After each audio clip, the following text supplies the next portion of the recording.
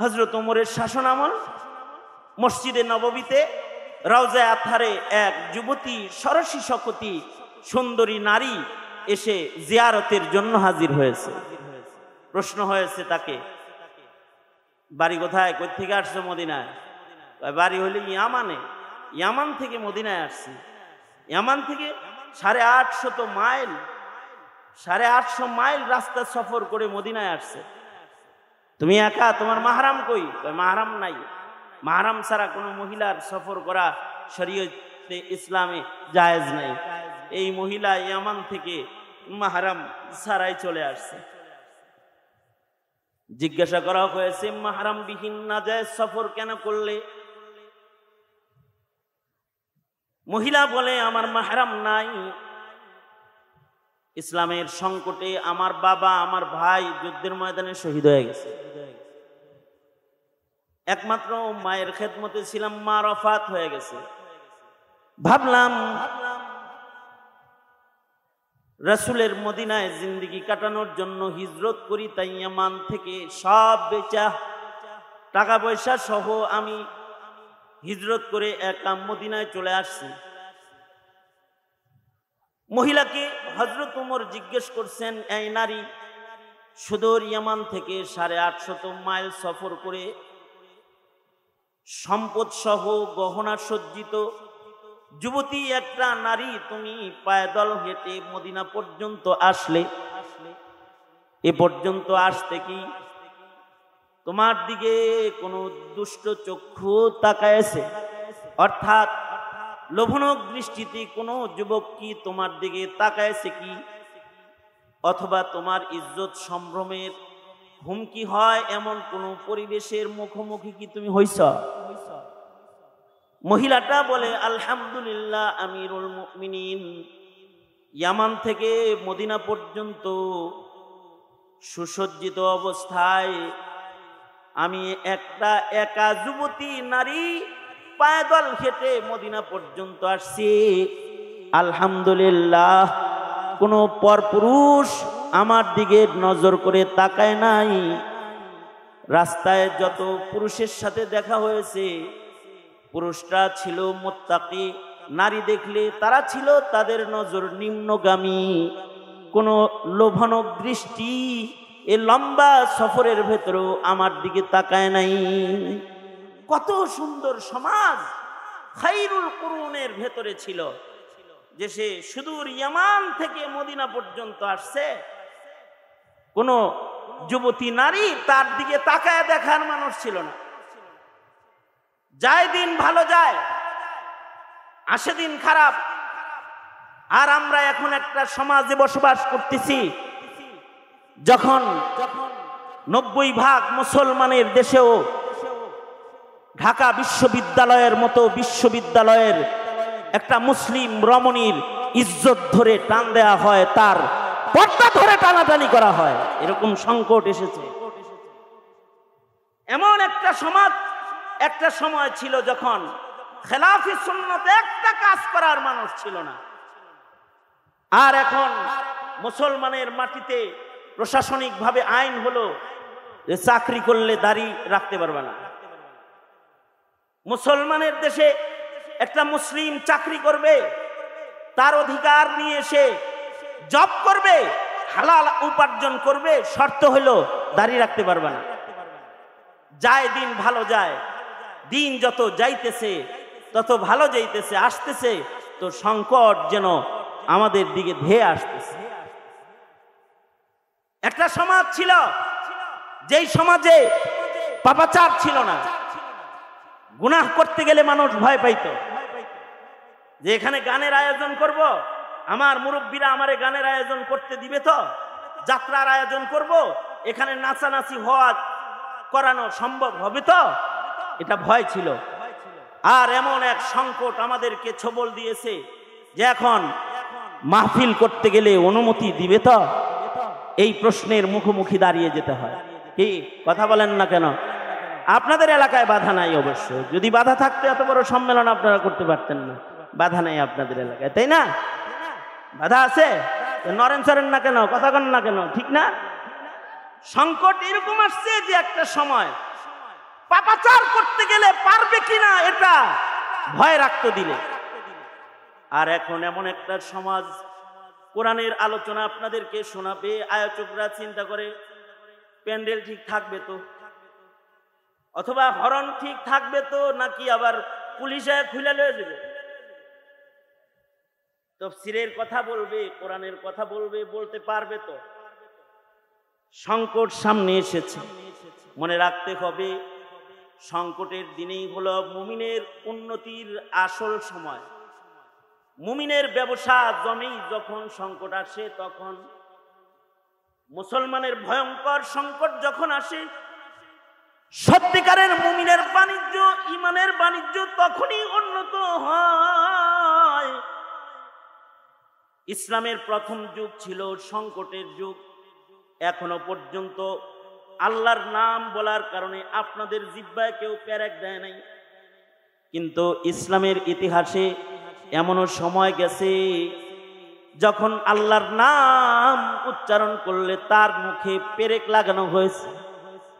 হযরত বেলাল আল্লাহর নামের জিকির করছে অপরাধী, হযরত বেলালের জিহ্বা টেনে ধরে জিহ্বার ভেতরে পেরেক বসানো হয়েছে। আবু যার গিফারি আল্লাহর নাম নিয়েছে কারণে মাতাফে বাইতুল্লাহতে আবু যার গিফারিকে রক্তাক্ত অবস্থায় বেহুশ হয়ে জমিনে পড়ে যেতে হয়েছে। হযরত আবু যার কালেমা পড়েছেন এমন এক সংকটের দিনে, যখন হযরত আবু যার গিফারি মাতাফে বাইতুল্লাহতে দাঁড়ায় এক আল্লাহর ওয়াহদানিয়তের বাণী উচ্চারণ করেছে, লা ইলাহা ইল্লাল্লাহ। আবু যার গিফারির মুখে উচ্চারিত হয়েছে আশহাদু আল্লা ইলাহা ইল্লাল্লাহ ওয়া আশহাদু আন্না মুহাম্মাদার রাসূলুল্লাহ। জবানে যখন কালিমায়ে শাহাদাত উচ্চারিত হয়েছে, তো মুখে কালিমা এসেছে, এতটুকুন অপরাধে হযরত আবু যার গিফারিকে বাইতুল্লাহর মাতাফের ভেতরে কাফেররা ঐক্যবদ্ধভাবে আক্রমণ করে তাকে রক্তাক্ত করে বেহুশ করে বাইতুল্লাহর মাতাফে ফেলে দিয়েছে। কালিমা মুখে উচ্চারণ করেছে, এখানে আগুনের অঙ্গরার ভেতরে শুইয়ে দিয়েছে। হযরত আম্মারকে শুলিতে চড়তে হয়েছে, হযরত সুমাইয়াকে কালেমা পড়ার অপরাধে লজ্জাস্থানে বর্ষার আঘাতে শাহাদাত বরণ করতে হয়েছে। অতটুকুন সংকট তো এখনো পর্যন্ত আসে নাই, যখন কালেমা পড়লে দেশ ছেড়ে দেশান্তর হতে হয়েছে। বাদাল ইসলাম গরিবা সায়াউদু কামা বাদা। সংকটের ভেতর দিয়েই মুমিনের পদযাত্রা শুরু হয়েছে। ইসলামের অগ্রযাত্রা শুরু হয়েছে সংকট দিয়ে, বাধা দিয়ে। বাধার প্রাচীর ডেঙ্গিয়ে কালিমার পতাকাকে উঁচু করতে হয়েছে মুসলিম মিল্লাতের জমিনের উপরে।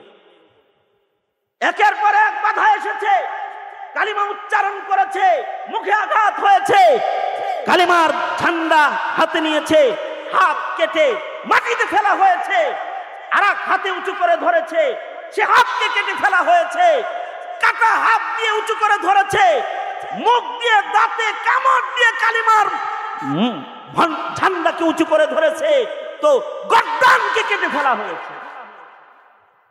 এই হলো মুসলমানের ইতিহাস, যে সংকটে, চরম সংকটের মুখোমুখি ছিল এক সময় মুসলমান।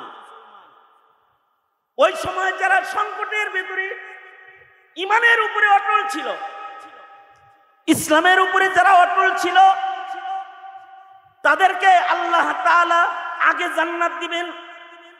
আল্লাহর রাসূলের মাধ্যমে, আয়াতে কোরআনের মাধ্যমে আল্লাহ জানায়া দিচ্ছেন। এই সংকটের সময়ে যারা কালেমার পথে অগ্রসর হয়েছে, তারা সাবিকিন, আস-সাবিকুনাল আউয়ালুন মিনাল মুহাজিরিন ওয়াল আনসার।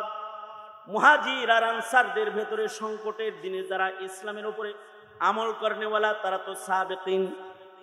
আস-সাবিকুন আল আউয়ালুন মিনাল মুহাজিরিন ওয়াল আনসার।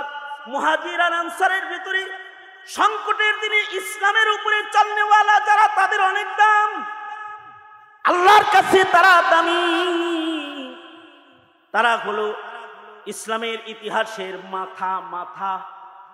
যারা আগে আগে ইসলাম কবুল করে সংকটময় সময়ে কালেমার উপরে অটল অবস্থায় জীবন যাপন করেছে।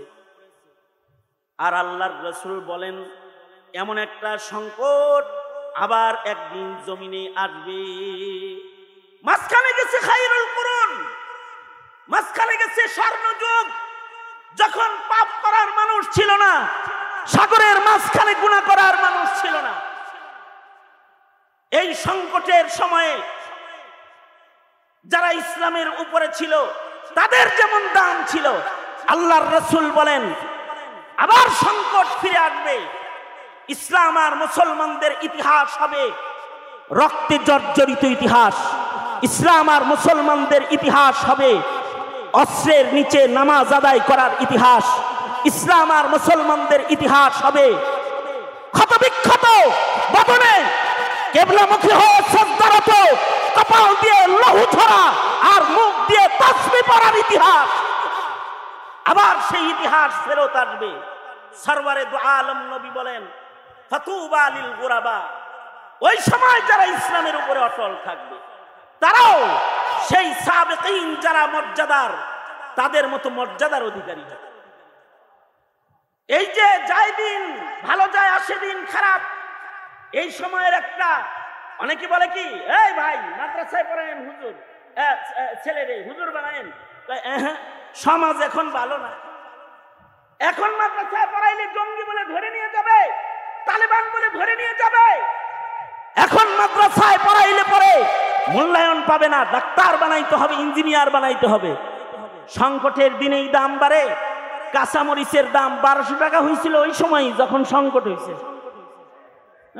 ঠিক ঠিক বললেও ঠিক, না বললেও ঠিক। চান্দু ঠিক না ব্যাঠিক? জোরে আওয়াজ করে বলেন ঠিক না ব্যাঠিক? 1200 টাকা হয়েছিল কাঁচামরিচের দাম।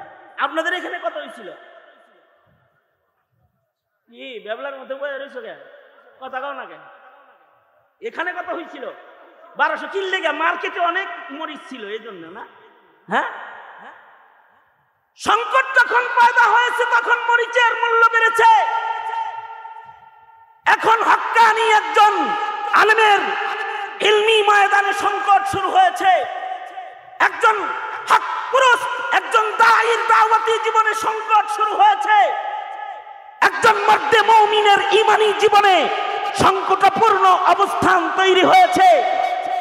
টুপির সংকট শুরু হয়েছে, দাড়ির সংকট শুরু হয়েছে, ইসলামের কথা বলার সংকট শুরু হয়েছে। আল্লাহর নাম নিলে তাদের গলা টিপে ধরার সংকট শুরু হয়েছে। হত্যা, চুরি, ডাকাতি আর অন্যায়ের রাত যারা করে তাদের জন্য জমিন হয়েছে শ্বশুর বাড়ি, আর আলেমের জায়গা হয়েছে জিন্দান খানার লৌহ কপাট।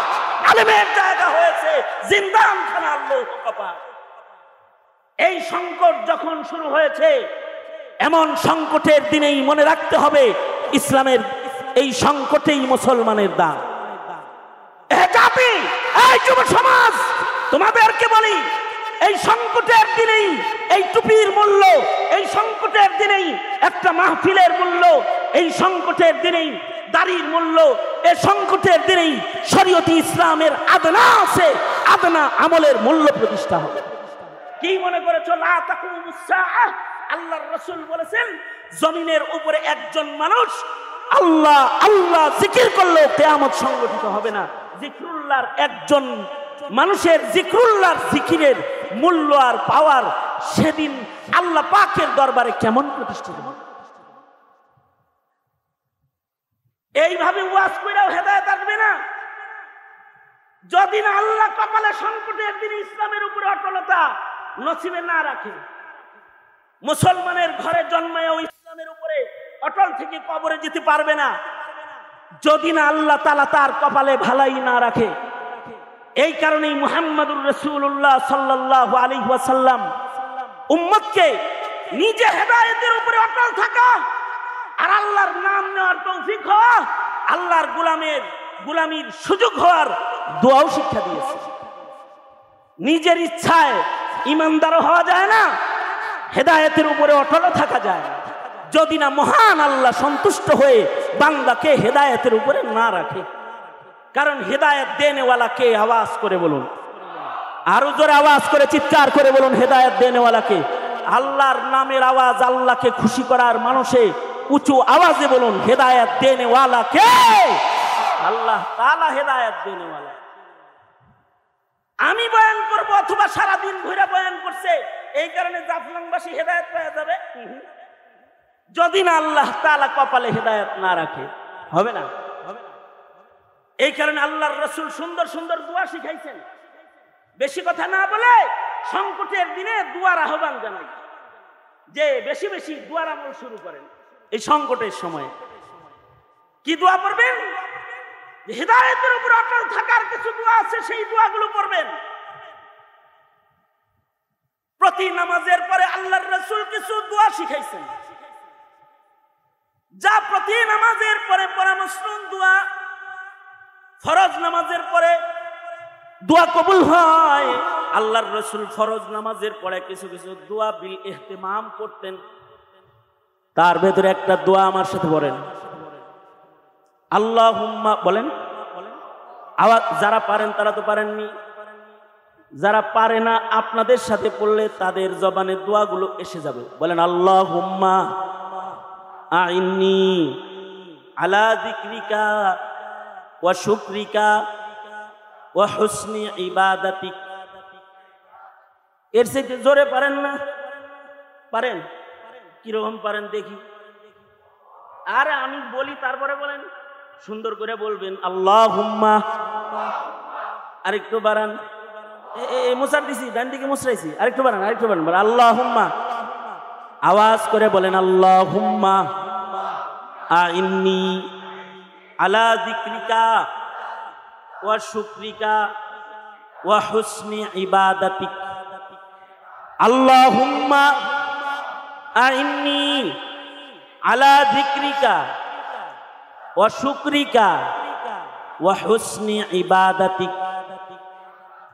তার মানে আল্লাহর রাসূল বলতেছে, আল্লাহরে কও যে আয় আল্লাহ, আমি আপনার নাম উচ্চারণ করতে পারবো না যদি না আপনি সাহায্য না করেন, আপনি যদি তৌফিক না দেন, আপনার মদদ যদি শামিলে হাল না হয়, আপনার নামের জিকির আমার মুখে বাইর হবে না। তাই ও আল্লাহ, আপনার নামের জিকির করার তৌফিক আমাকে দান করেন। আপনার নিয়ামতের শুকর আদায় করার তৌফিক আমার হবে না যদি না আপনি আমার মুখে বের না করে দেন আলহামদুলিল্লাহ। ওগো আল্লাহ, আপনি আমাকে শুকর করার তৌফিক দান করেন।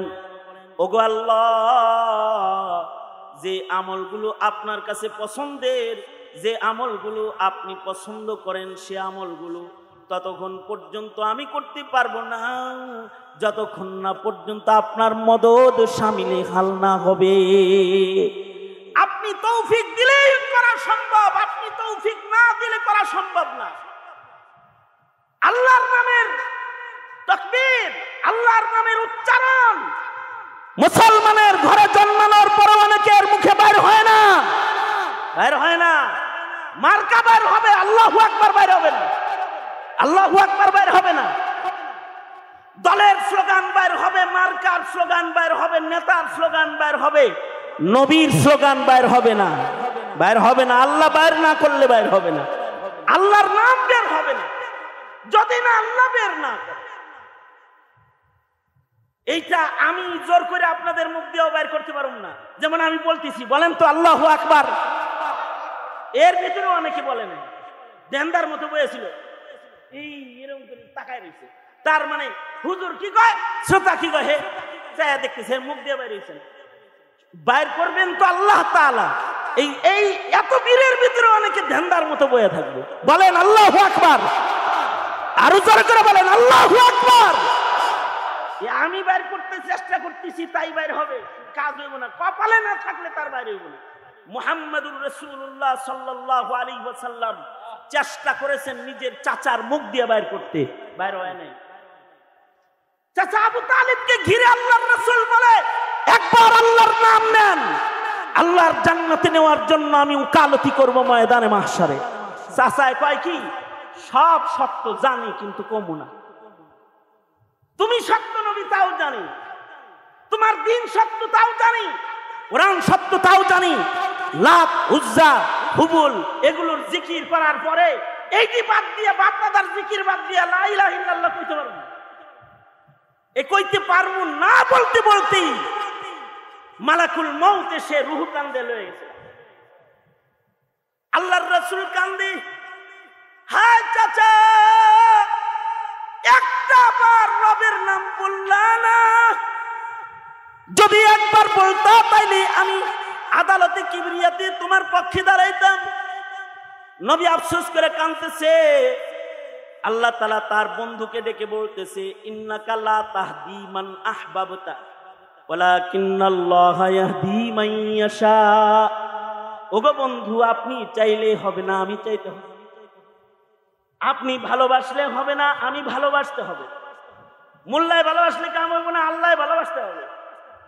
এদেশের মোল্লারা তোমা করে আল্লাহর নাম বাইর করার জন্য চেষ্টা করলে বের হবে না, আল্লাহ বাইর করতে।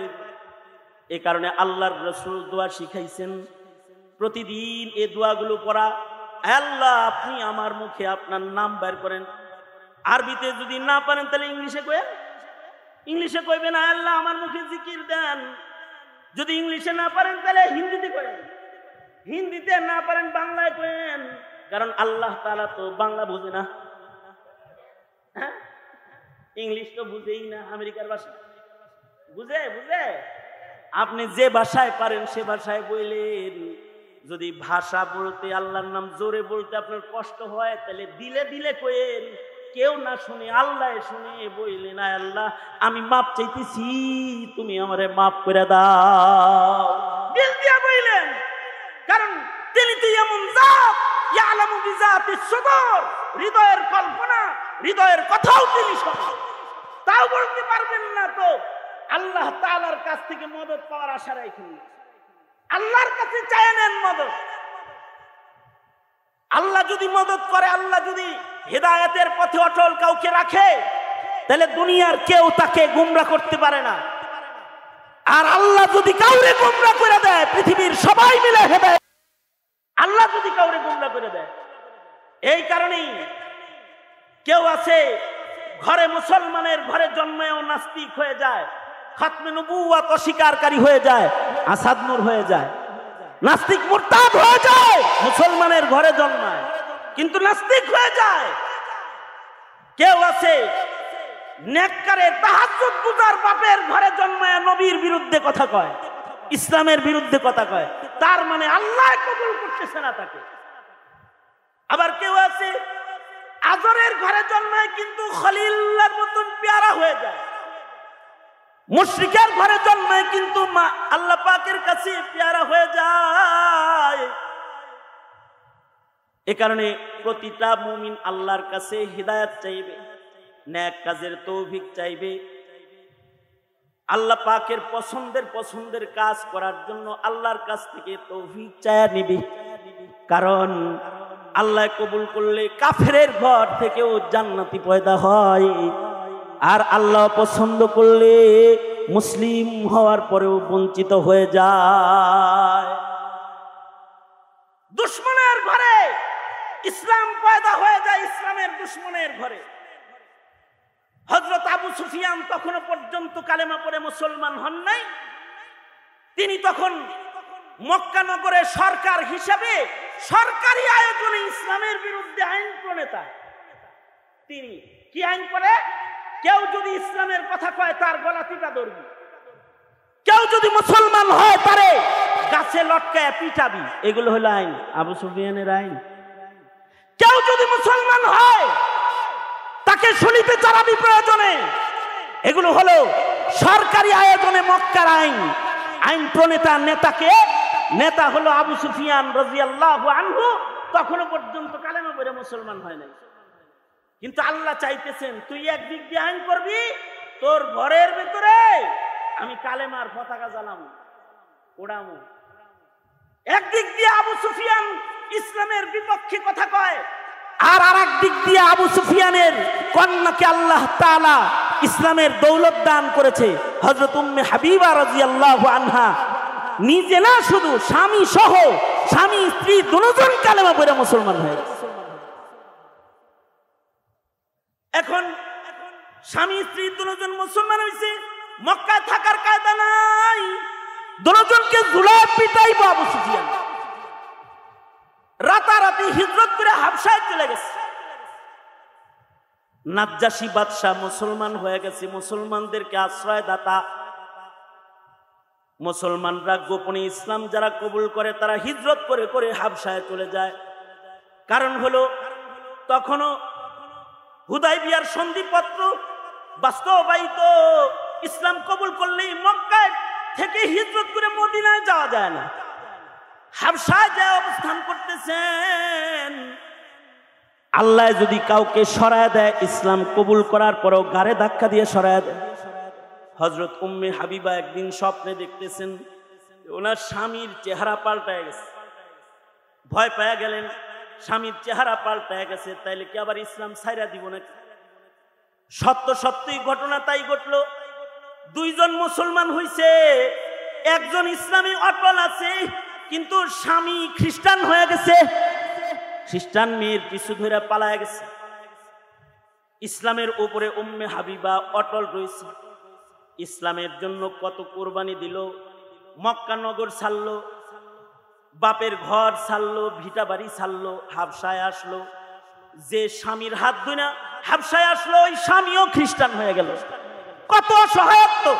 হযরত উম্মে হাবিবা বলেন, হাবশায় আমার এমন এক জীবন শুরু হয়ে গেল যে আমার উপরে যেন একটা ঘূর্ণিঝড় চলছে, মহা সংকট, আমার কেউ নাই। সংকটের ভেতরেও যখন আমি আমার আল্লাহকে ডাকতেছিলাম, আমার আল্লাহ খুশি হয়ে গেল। আমার সুখের দিন চলে আসলো, আধার কেটে গেল, আলো জ্বলে উঠলো। আমার ঘরের দরজায় নাজ্জাশী বাদশার পক্ষ থেকে পয়গাম সহ এক দাসী দাঁড়ানো দেখলাম, চিঠি লইয়া আগমন করেছে। দরজায় দাঁড়ায় জিজ্ঞেস করলাম, এহে দাসী কোত্থেকে এসেছো? নাজ্জাশী বাদশার পক্ষ থেকে এসেছি। কি নিয়ে এসেছো? উম্মে হাবিবা, তোমার বিয়ার পয়গাম নিয়ে এসেছি। কিসের বিয়ের পয়গাম? কয়, তোমার কাছে বিবাহের পয়গাম পাঠাইছেন হাবিবুল্লাহ রাহমাতুল লিল আলামিন মুহাম্মাদুর রাসূলুল্লাহ সাল্লাল্লাহু আলাইহি ওয়াসাল্লাম বাদশার মাধ্যমে তোমার কাছে বিয়ের পয়গাম পাঠাইছেন। তুমি যদি রাজি হও তাহলে রাহমাতুল লিল আলামিনের ঘরে যাইবা, বউ হয়ে যাইবা। হযরত উম্মে হাবিবা বলেন, জিন্দেগির সবচেয়ে সুন্দর সময় আমার এসে গেল, যে আমি যারে পাইতে চাই, আমি যাকে আখিরাতে পাইতে কালেমা পড়েছি, তাকে আমি দুনিয়ায় পাইয়া গেলাম। যারে আমি পরে পাইতে চেয়েছি, তাকে আমি আগে পাইয়া গেলাম। যে আল্লাহরে পাওয়ার জন্য, খুশি করার জন্য আমি হিজরত করেছি, সেই আল্লাহ তাআলাকে আমি কাছে পাইয়া গেলাম। কারণ মুহাম্মদুর রাসূলুল্লাহ সাল্লাল্লাহু আলাইহি ওয়াসাল্লাম নিজের থেকে কিছু কয় না। রাসূল যেহেতু পয়গাম পাঠাইছেন, এই পয়গাম রাসূলুল্লাহর পক্ষ থেকে না। সংকটের ভেতরেও তাকে দিনের মজা দেয়, দিনের উপরে চলা তাকে সহজ করে দেয়।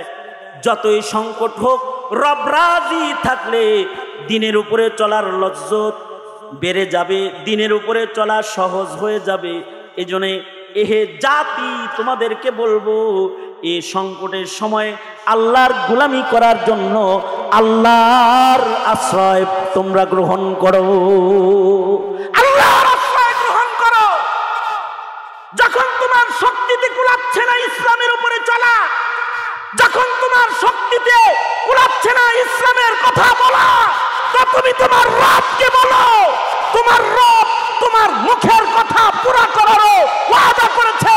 তুমি যদি গোলাম হও, তাহলে লাউ আকসামা আলাল্লাহি লা বাররা, তুমি গোলামের মতো গোলাম হলে তোমার কসম পুরা করে আল্লাহ তাআলা নিজের হাতে তোমার ভাগ্যকে পরিবর্তন করে দিবে। ওয়াদা করনে ওয়ালা আল্লাহ তাআলা।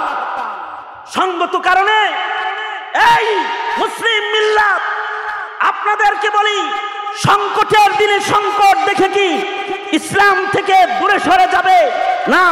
মেঘ দেখে তুই করিস নে ভয়, আড়ালে তার সূর্য হাসে।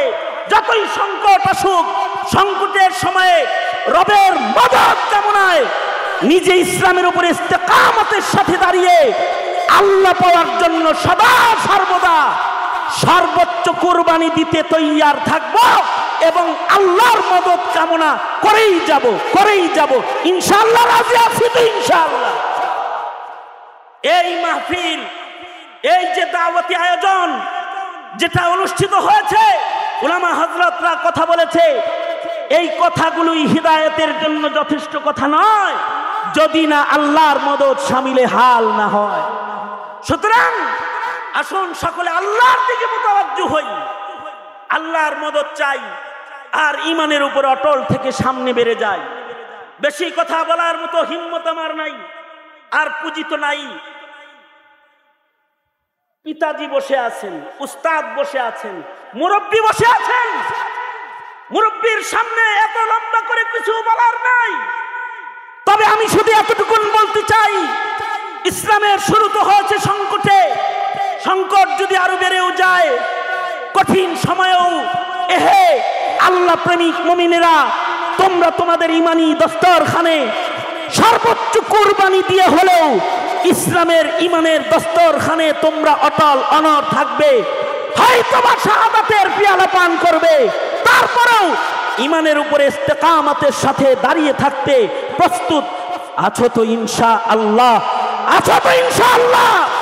আল্লাহ তাআলা তোমাদেরকে তৌফিক দান করুন।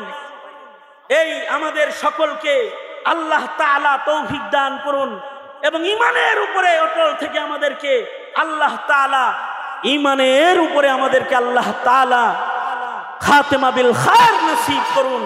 এ কামনা করেই আমি আমার সংক্ষিপ্ত দাওয়াত এখানেই ইতি টেনে আজকের মাহফিলের আখিরি আলোচনা, আখিরি মুনাজাত করার জন্য যেই মুরব্বীকে আপনাদের কাছে এখন উপস্থিত, আপনাদের সামনে এখন তুলে ধরতেছি, তিনি হলেন আমাদের সকলের মুরব্বী শেখুত তাফসীর আল্লামা খুরশিদ আলম কাসেমী দামাত বরকাতুহুল আলিয়া। তিনি শেষ নসিহা এবং শেষ মুনাজাত করবেন। আখিরি মুনাজাত করে একসাথে এখান থেকে সবাই চলে যাব ইনশাআল্লাহ। আল্লাহ তাআলা এই আয়োজন মাহফিল সবটুকুন কবুল করেন, আমাদের হাজিরিকে কবুল করেন। আমিন। ওয়া আখিরু দাওয়ানা আলহামদুলিল্লাহ।